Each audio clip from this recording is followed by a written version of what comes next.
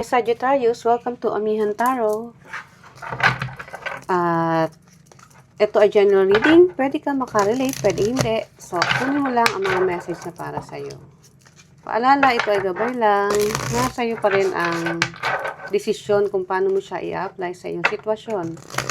At Sagittarius, kung napadaan ka sa aking channel, please subscribe, pakihit ang notification bell, share, like, and comment again. And magpapasalamat po ako sa inyong suporta at sa patuloy niyong pagsuporta. At ito na rin po yung way ko para masabi na kung meron pa mga ads, huwag nyo nilang pong i-skip dahil malaking tulong po sa akin yan. So Sagittarius, ito ang yung reading for this week, August 31 to September 6. Ang iyong overall energy, Queen of Cups. Ang iyong challenge, Seven of Swords. Focus, Nine of Wands. Ang iyong blessing, Temperance. Ang iyong future energy, Queen of Pentacles. And then, ang iyong outcome, Seven of Cups. Okay. Sagittarius, ang energy mo ngayon is very loving. Masyado kang mapagbigay. Inuuna mo yung, imbis na unahin mo yung sarili mo, is, hindi mo inuuna. Kasi nga, ang inuuna mo is ibang tao. Pwedeng mga mahal mo sa buhay, oo. Pero nakikita ko rito is para kang inspired. At kung sino man tong involved is, ando doon lahat ng pagmamahal mo. Sa kanya lang talaga nakafocus. At ang tingin ko pa nga rito kung tingnan mo yung cups is, yung cup is para kang, alam mo yung titig na titig. So, hindi ko alam kung obsessed ka rin ba kung sino man tong involved dito. And then, ang yung challenge, Seven of Swords. Ingat, dahil baka itong involved dito is hindi naman parehas ng emosyon na meron ka, Sagittarius. Kasi nakikita ko itong taan to, pagkaharap ka, masaya. Andiyan, no, nakikita mo talaga, makikita mo parang, okay, mahal mo ko, mahal din kita, pagbibigayan, equal give and take, pero hindi. Mas marami yung kabig nito. Ikaw naman si bigay. Okay, ang iyong focus, Nine of Wands. Kailangan mo raw magkaroon kahit pa paano ng ng boundaries. Masyado ka raw open, Sagittarius. Sometimes kailangan mo raw maglelo. Kung may kinakailangan kang hindian mo. Huwag daw puro oo ng oo. Lalo na kung may may involved dito na pera, gamit. So, yun yung iingatan mo. And then, Temperance, ang iyong blessing. Kaya mong, ang maganda lang sa'yo, Sagittarius, is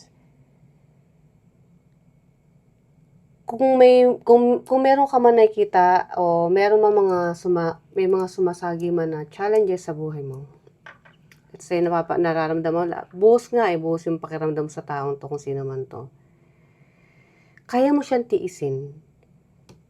Hindi ka napapagod kung paano makibagay, kung paano ka mag-focus ng atensyon sa taong ito kung sino man to. Kumbaga, matiisin ka. Yes, blessing yan, pagiging matiisin, pero depende yan kung paano mo ibibigay sa tao yan yung pagtitiis na yan. Kasi kung sinasamantala ka, sayang naman yung effort na yan o yung pagmamahal, pakikisama na binibigay mo. Kasi gusto mo lang ng peace. Yung kalmado. Kaya nga sabi ko kahit may mga challenges, may mga nakikita kang hindi ka nais-nais, kaya mong balansehin yung sarili mo. Emosyon, physically, kaya mong maging matatag. And then, ang iyong future energy, Queen of Pentacles. Focus ka kung sa anong merong stability ka. Pwedeng sa career, sa business, kasi para sa'yo, importante yan. Alam mo kasi na pag wala kang ibibigay, baka hindi ka na mahalin kung sino man tong involved dito. Okay, and then ang iyong outcome, 7 of Cups.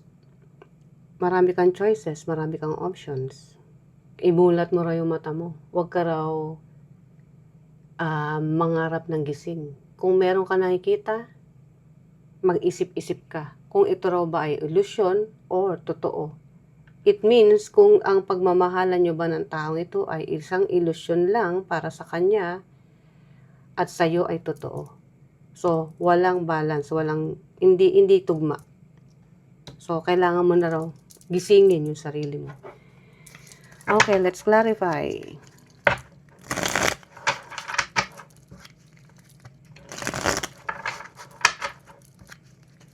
Ano ang mga message na paparating kay Sagittarius this week? Universe, ano ang mga message na paparating kay Sagittarius? The Moon, 2 of Cups, and the 4 of Pentacles. See? Para sa'yo, siya ang buhay mo kung sino man to. Ando din yung stability, harmony, mahal mo ko, mahal ka niya. Alam mo yon? Pero isa lang yung merong kang hindi alam na nangyayari. So, kung para sa'yo, kailangan mo ng maayos na stability sa pagsasama, sa trabaho, sa mga material na bagay para ma-provide kung sino man to, tuwan-tuwa yan. Kasi nakakapagbigay ka, malaking bagay yun na itutulong mo sa kanya. Kumbaga, pakinabang ka para sa kanya, Sagittarius. At alam niya na kaya mong ibigay. Pero meron kang hindi alam na hindi niya ginagawa, na ginagawa niya. Kaya nga sabi ko dito may 7 of Swords eh. May isang sikreto na in the future parang magigising ka na oh, ito pala ang ginagawa mo. So, sa'yo, nasa kanya yung buhay mo. Siya yung nagbibigay ng inspirasyon sa'yo, kaya ka ganado sa kung ano man yung mga ginagawa mo sa buhay. Pero siya, hindi. Pwedeng to ha, yung sa harapan mo, okay kayo. Pero, paano pag wala ka? Baka andyan tumatakas pa yan sa gabi nang hindi mo alam. 7 of Swords, ang clarify natin is 5 of Cups, 3 of Swords, oh my God, and the Devil. See, tingnan mo naman ang mga not so good na baraha na energy. 5 of Cups is sadness. So, nakikita mo na pala to, Sagittarius. Oo, kaya pala sabi ko, yung blessing mo is temperance, kaya mo pa rin i-balance. So, kahit nasasaktan ka na, napapakita mo pa rin na okay ka sa taong to. Hindi lang sa taong to, pati sa trabaho mo or kung sino man yung mga taong nakapaligid sa'yo. Yun nga, family mo. Kumbaga, tingin nila okay ka pero hindi ka okay. Andiyan sa gabi nasasaktan ka. Dahil alam mo na merong ginagawang hindi maganda itong taon to na nagkukosay ng sakit ng loob.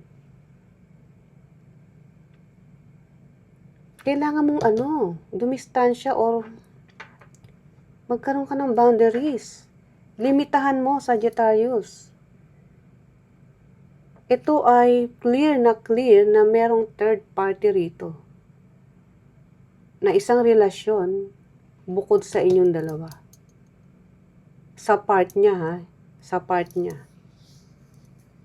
At kung ikaw ay medyo obsessed sa taong ito, kasi nakita ko mahal na mahal mo siya naman ay obsessed dun sa isang karelasyon niya, hindi sa'yo. So alam mo, pero tinitibayan mo lang ang loob mo. Kahit masakit, sige. Basta ito, mahal ko. Wala akong pakialam. Yun yung nakikita ko Kaya ko pa rin magtiis. Kaya ko mag-provide. Para sa akin, isa ito sa nagpapasaya sa akin, inspirasyon. Inspirasyon po ba to? The Devil, 3 of Swords, 5 of Cups, 7 of Swords. Ano yan? Sa card ng tarot, yan is a third party situation. Backstabbing, pagtatraidor. Hindi ka lang dito minsan tinraidor. Alam, parang hindi na to bago sa'yo. Dati niya nang ginagawa to. Pero ikaw, sige, love mo pa rin. Okay, 9 of Wands. Kinaripay ng the strength, see? Ace of Wands. And the Queen of Swords. Kailangan mo na raw mag-isip, Sagittarius.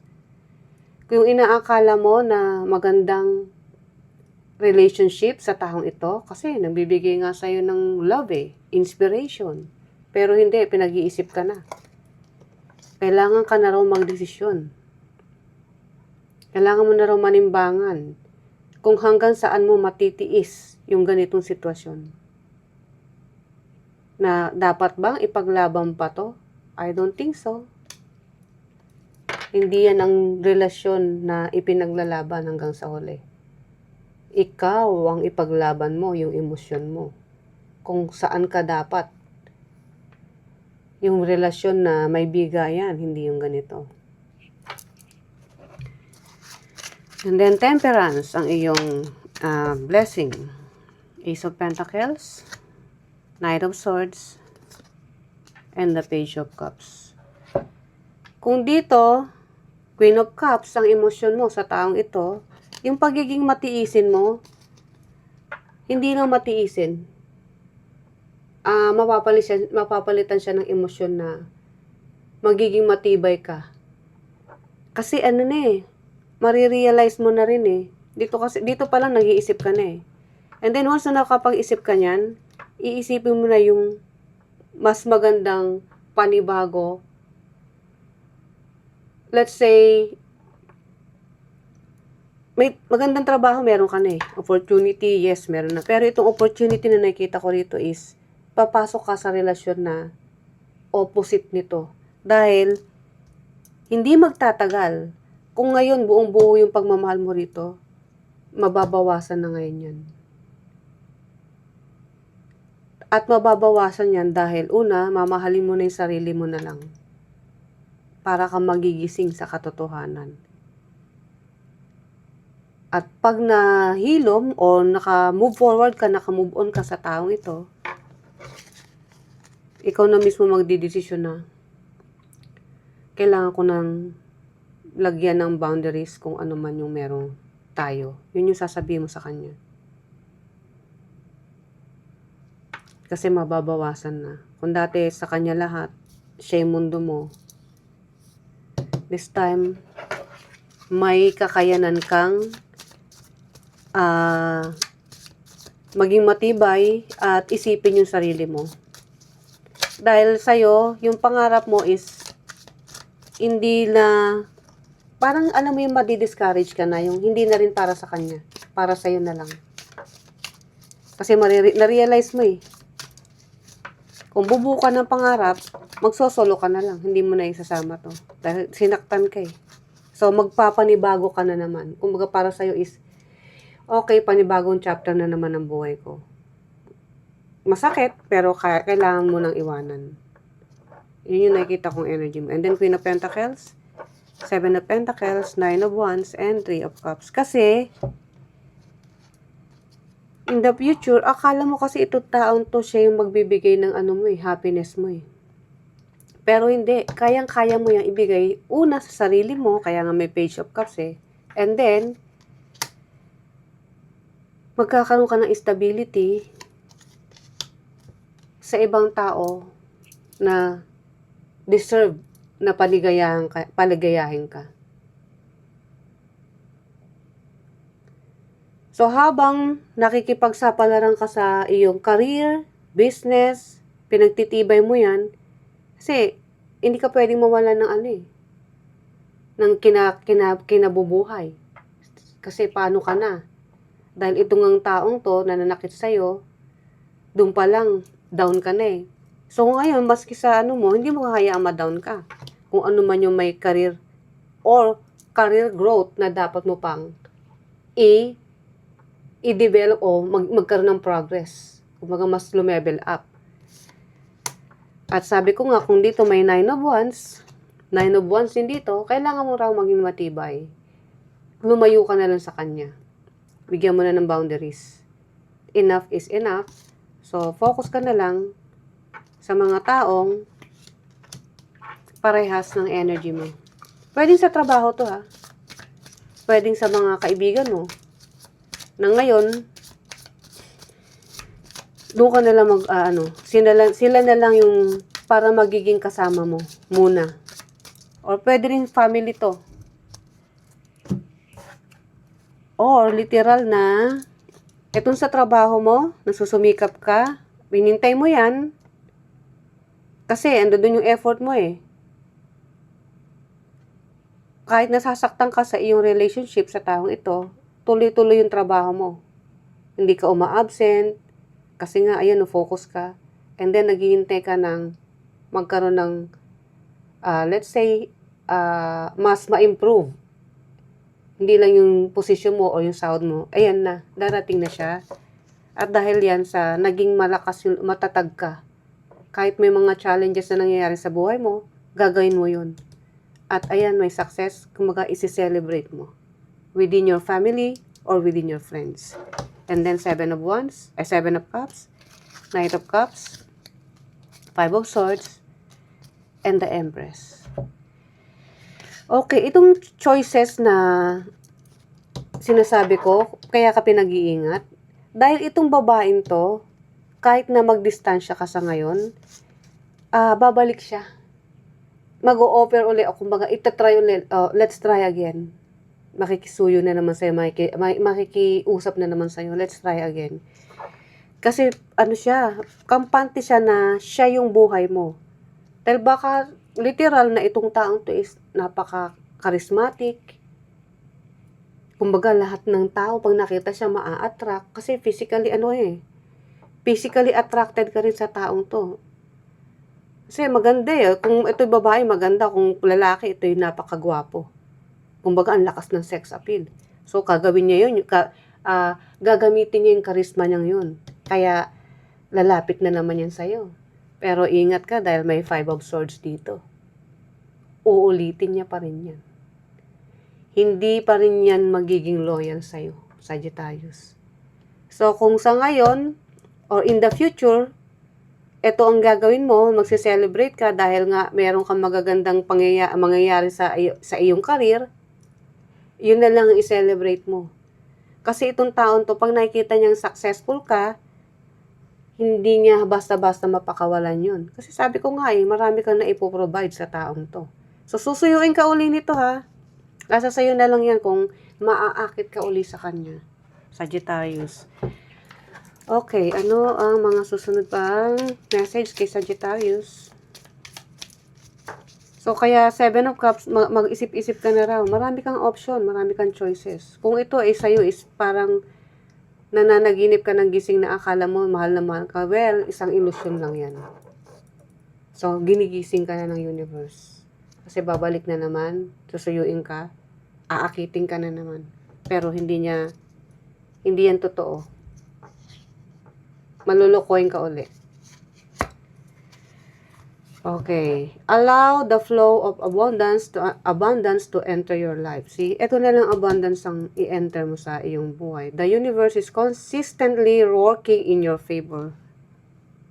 Kasama mo si universe. Siya ang gumagawa. Kaya kahit na meron nananakit sa puso mo, iba naman ang ibinabalik niya. Yun is yung sa iyong career growth.